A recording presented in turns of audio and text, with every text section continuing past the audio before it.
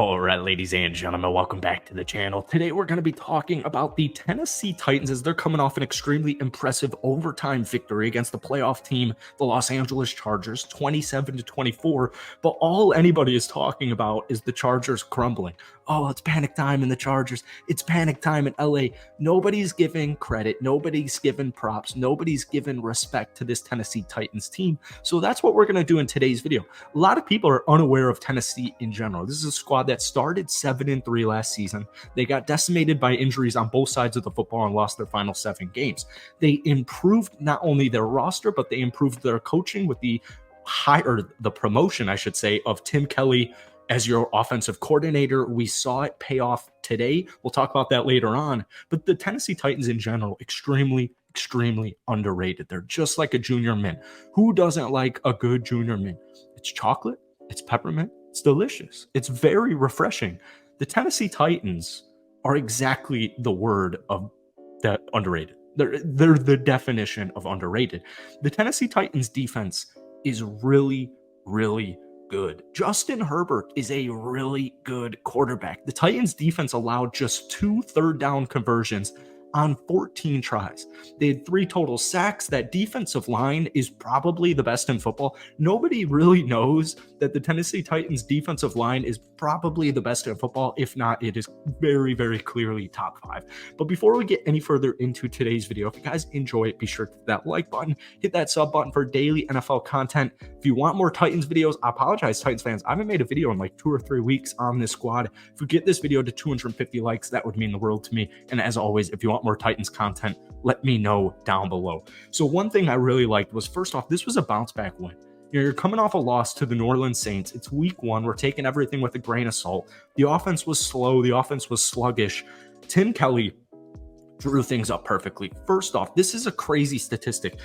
Ryan Tannehill is averaging on first downs 11.6 yards per pass attempt. That's second in the National Football League. If you know the Tennessee Titans, and you know the Tennessee Titans of last year, the year before that, prior, this isn't a team that takes too many deep shots. So they go out there and they acquire DeAndre Hopkins relatively before, preseason begins. But the Treylon Burks 70-yard deep bomb, Chris Moore 49-yard deep bomb, we're starting to see, especially with play action, because you have to respect not only Derrick Henry, but now you have to respect Tyjae Spears. You can't stack the box without possibly getting burned deep, and that's where Tennessee is making defenses pay. We're seeing a deep ball. So not only is this offensive line holding up with a couple of injuries, they're winning in the trenches. Clearly, they're winning on the defensive trenches, giving up just 61 rushing yards to the Chargers. They averaged just 2.9 yards per carry, but they're also winning it offensively. I know Tannehill did kind of get a beating. He got sacked, I believe, 5 times in that Chargers game, but for the most part, the offensive line is holding up. But we're seeing a lot better efficiency. The Tennessee Titans scored touchdowns on 3 out of their 4 red zone attempts this past game. That's money. That's music to my ears. Tennessee, with a guy like Derrick Henry, with a competent QB in Ryan Tannehill, and with Tim Kelly as your new offensive coordinator, we need touchdowns. If you want to compete against Joe Burrow, Patrick Mahomes, Josh Allen, some of these high-powered offenses in the league, you have to put up points. And so Tennessee scoring 27, to me, that's a great sign. It's a great sign, all right? And they converted, more importantly, they converted when they needed to convert, all right? I do need to see some improved communication within the offensive line, but as we all know, the offensive line takes probably at best, I should say, 4 weeks to get going. Communication, timing, chemistry, all of that stuff. It takes, in my opinion, at least a third of the NFL season for a team's offensive line to get into the swing of things. So Tennessee, just underrated team in general, very undercovered squad. I mean, I love the city of Nashville. It's an incredible town. I've only been to Nashville like 3 or 4 times. I've loved it every single time. Tennessee's passionate. This team believes. But one thing I really like is nobody really believes in this team outside of Tennessee fans. Nobody really knows about Tennessee. And I like that this is a team that just flies so under the radar. I think a lot of people forget as well. Not only did they start 7-3 last season, the year before that, they were the number 1 seed in the AFC. They won 12 football games. I know they lost the first game they played, but this is still the Tennessee Titans. This is still a high-powered team. So I want to talk about the running back room because Derrick Henry, he's technically getting old. He's just coming off a game, 25 carries, 80 yards, and a touchdown. They did stuff him.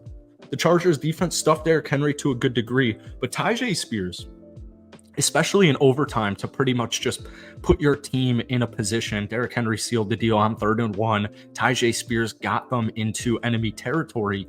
Tyjae's a rookie. 8 carries, 49 yards. He averaged 6.1 yards per rush. We talked a lot about Tyjae coming out of Tulane in all of our Titans offseason videos. This is a guy who had almost 2,000 yards from scrimmage at Tulane. In his final season, he ran for almost 1,600 yards, and he ran for 19 touchdowns. Yes, 19 touchdowns.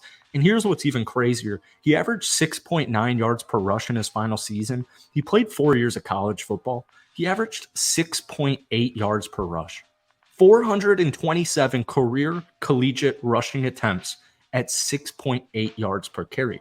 This is the future of running backs for Tennessee. I guarantee. But they still have Derrick Henry.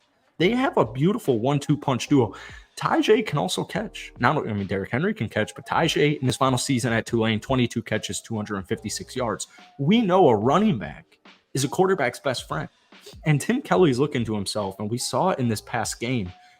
This is the most versatile offense for Tennessee in the last couple of seasons. And I really like how Tannehill and Tim Kelly, they're divvying up the production. Treylon Burks, 3 catches, 76 yards. Chris Moore, 1 catch, 49 yards. DeAndre Hopkins, 4 catches, 40 yards, including the game-sealing Ryan Tannehill roll out for a first down to set up that game-winning field goal in overtime. Okonkwo with probably the most slept-on tight end rookie season of last year, 4 catches, 35 yards. Westbrook-Ikhine catching the touchdown in the fourth quarter, 3 catches, 25 yards in the tutty. Tyjae Spears with a couple of catches. Derrick Henry with a couple of catches. I really like the versatility that they have offensively right now. And a lot of people just kind of underrate Ryan Tannehill in general. I think people like to use the word game manager with a negative connotation to it. Ryan Tannehill is a great quarterback. He's a really good quarterback. He's a winning quarterback. The dude wins. 20-24, 246 yards, touchdown, 0 interceptions. He played a perfect game, and they won it. All right, they won it in overtime, and nobody is talking about how impressive it is to win that game. The Chargers are really desperate for a win after their playoff embarrassment to Jacksonville, but everything in the media world is it's panic time in LA or it's not panic time in LA. Not hearing much about Tennessee, but that's how Tennessee likes it, all right? That's it for today. If you guys enjoyed it, be sure to hit that like button, hit that sub button for daily NFL content. Titans fans, let me know if you want more Titans videos. I'm going to do it regardless. But guys, give me a confidence meter with your squad. Give me a grade rating for how confident or not confident you feel for Tennessee. Thank you for watching. Have a great rest of your day, and we'll see you next time.